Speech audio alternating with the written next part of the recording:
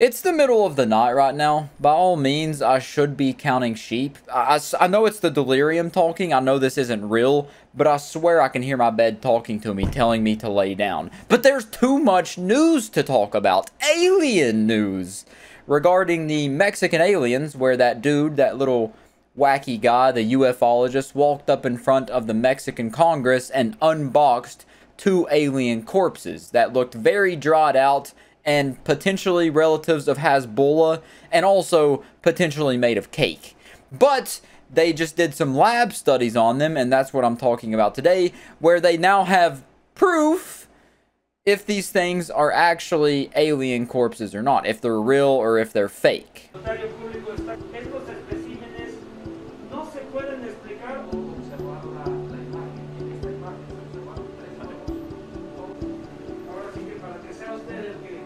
There's something so uncanny, off-putting, I guess, about actual doctors running tests on this goofy little alien corpse.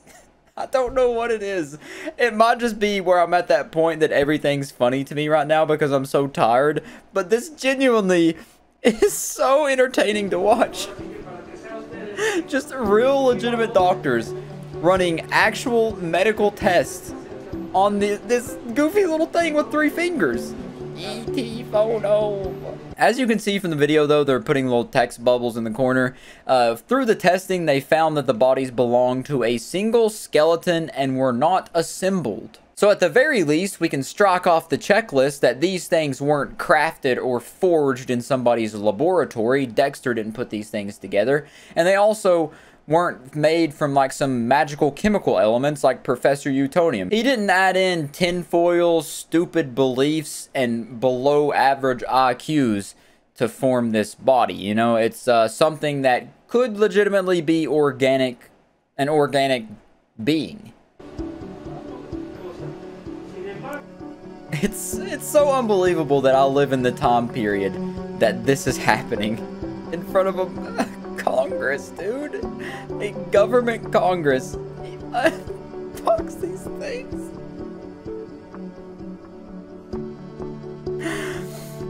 Self-proclaimed ufologist. Yeah, he said they were discovered in 2017 in Peru in some kind of mine. And I should also say that in 2015, I'm sorry I keep getting dark. I'm not going to turn the lights on. In 2015, he was involved in a very similar scheme. I mentioned this in my last video where I talked about these alien corpses, but it's worth bringing up again for the sake of argument, that in 2015, he was found being a little schemer. He was found trying to pull off a hoax in a very eerily similar situation where he showed off a corpse saying it was an alien corpse that he found, but it just turned out to be a human child. And if you want to believe what we just watched of them running tests and whatnot on these bodies, they don't seem to be human either. This footage of them handling them is so funny to me. Look at the cameras and everything, they're studying them.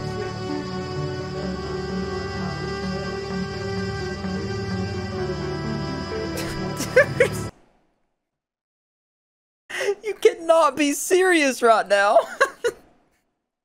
That alien is making the same face as like a cat when it poops. It's like pursing its lips going.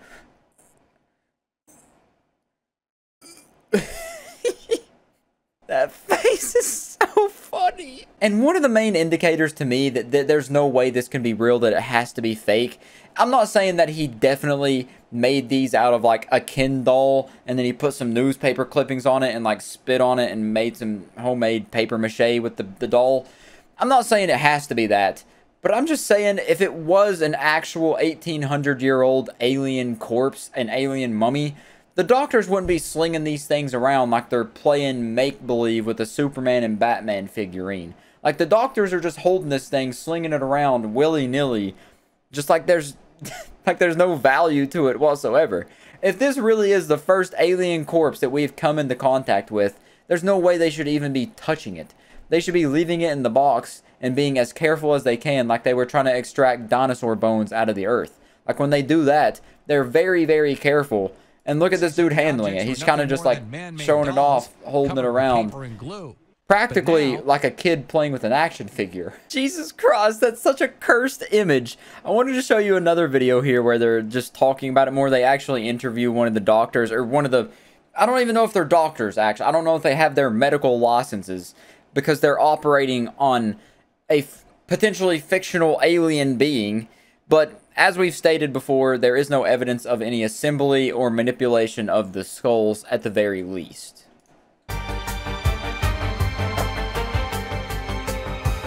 So they are doctors at the very least, and he's just talking about the studies here. He said that the first one was computerized tomography, whatever that means, and the second one was an X-ray. The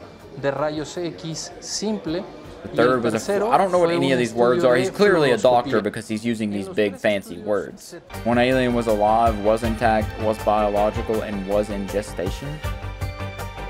Oh yeah, the eggs. Yeah, large lumps were found inside the alleged alien's abdomen that they were calling alien eggs. So those are the two big takeaways, the two key points of these studies, the laboratory testing that these Mexican doctors have done on these alien corpses. They determined, one, that it wasn't put together, it wasn't made with like popsicle sticks and paper mache, at the very least, so we can cross that off the list. The dude didn't pull off another hoax, or, well, it's definitely still a hoax, but he didn't make this in, like, an elementary school arts and crafts class.